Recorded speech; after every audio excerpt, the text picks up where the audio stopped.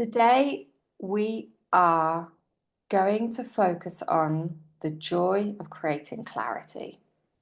Now, I learned about this when I was getting coached. It was like, I think mic drop moment is not strong enough. It was like, it changed my world. And I just remember my coach saying to me, because I was talking about how, like, I just don't know what to do. I think I need to wait until it becomes clear. Like I feel overwhelmed. And that was really somewhere that my brain liked to go to a lot was overwhelm, right? There were 20 different options. I could do any of them. Okay. And trying to do all of them. And really feeling like everything was fuzzy, everything was blurry. In fact, I'm having to look for those words because it's been so long since I've allowed fuzziness and blurriness. Now, when I experience overwhelm or fuzziness or blurriness, I know that it's my nervous system going into a stress response because my brain doesn't want me to do something. And it doesn't want me to do something because our brain's objective is to keep us safe and alive, which is not the same as our need as a living human being that has wants and prioritizes authenticity and wants challenges and wants growth and wants happiness and wants joy. Our brain's job is just keep us alive. And it knows how to keep us alive by doing what we've done in the past and stopping us from spending energy. And when we do something new, we are going to use energy and we are going to fail and we are going to risk public rejection and public humiliation.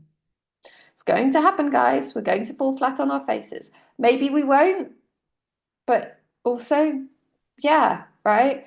When I did the trapeze, not trapeze, the aerial silk session, I knew that it was very likely I was going to fall down quite a lot and it was going to hurt. But I also knew I was going to develop a skill that was really exciting, possibly. And I was ready for that. So just know that when you don't have clarity, we can change this in a second. And what my coach said to me was, you create clarity. It's not a state. It's not like hunger, right? It's not something that happens to you. So we have different tools that we can use to create clarity. We can take decisions, okay? We can also, very important, is calm, regulate our nervous system. So the first step, and this is very important because tomorrow we're going to be looking at the Want workshop and creating your vision for the future to anchor to. And we want to be able to start to get familiar with the idea that we can create calm in our body. And from that place, we can create clarity. Decisions also work, right? But we'll look more at that later. Today, I want you to have this practice of connecting with your body. So the first thing you do, so you'll notice that I've got my hand on my heart. I've also got my hand on my stomach. You might find it more comfortable to put your hands on your thighs, and you can also hug yourself, right? Hugging yourself is very powerful. Any of these actions release the hormone oxytocin. And when we release oxytocin, this is the love hormone, it switches us from cortisol being released, which is the stress hormone. Okay. So if you think about not having clarity, the thought creating that is going to be either, I don't know what to do. And this is very dangerous for your brain, right? Because the unknown is potential death.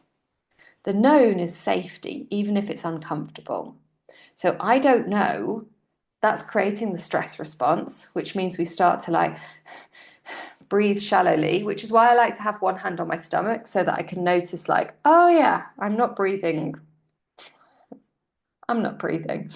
Okay. And when we breathe shallow, this reinforces the stress response. So imagine like running away, right? You're running away from a tiger and you're like, okay. So what we can do is we can teach our brain we're safe through breath work. That's one of my favorite things to do, or through our thoughts. So the second place we want to go to is changing that thought. So the first thing you can do is to just say, I know what's happening. I know what's happening is starting to create a known. Physically touching your heart or hugging yourself creates the love hormone instead of the stress hormone. So these are two things that are immediately starting to create the conditions for clarity. And the next thing you would say is, I know what to do. I know what's happening. I know what to do. Okay. So I know what to do is right now, I just prioritize creating safety in my body. Everything else stops. I don't need to fix anything. And even if I used this when my car was stuck it was stuck in like, I mean, I don't even know how to describe it. Like the road basically started to collapse. There are really heavy rains in the mountains where I was living in Spain. Apparently, under the road was just sandy mud because after these rains, the road was literally like collapsing. And my car was kind of stuck in this.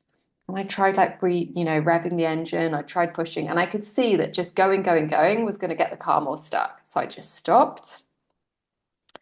I use this practice of, okay, I know what to do. I know what's happening. I know what to do. And what I'm going to do is I'm going to go millimeter by millimeter.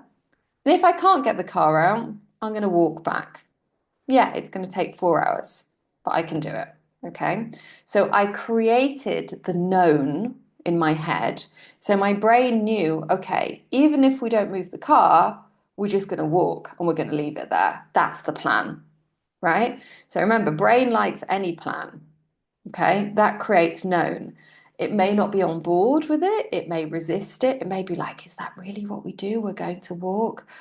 Oh, okay, okay, okay. But our job is to use our cognitive brain to take those decisions and to calm the primal brain by telling it this is what's happening. And we do not do that with angry voice. Because if your primal brain feels it's being attacked, what does that do? Reinforce the stress response. So, this is where we really want to get into talking to ourselves with kindness, with love, right? Using the voice that we would use with somebody we love, with a small child. I think about how I do this with my dog Rita. If she's scared of like a really, really tiny dog, which happens very often, she's a very big dog, I don't say to her, like, oh, you're being ridiculous. The dog is so small. Come on, come on. Why? Because it's just going to make her more stressed. She doesn't know she's big. What's the point, right? We want to start to do what's useful, not what is instinctive. Okay. What will work is saying, hey, it's okay. Look what I've got. I've got chicken in my bag. You want some chicken? We can go the long way if you want, or we can try going around. Let's see. Okay. Let's start. And if you don't like it, we'll go the other way. And I use that same voice to talk to myself, right? So if I notice that I'm launching a new offer and I feel physically sick, usually it's the first person who buys. So when you bought this, right, I want you to know that I had a stress response.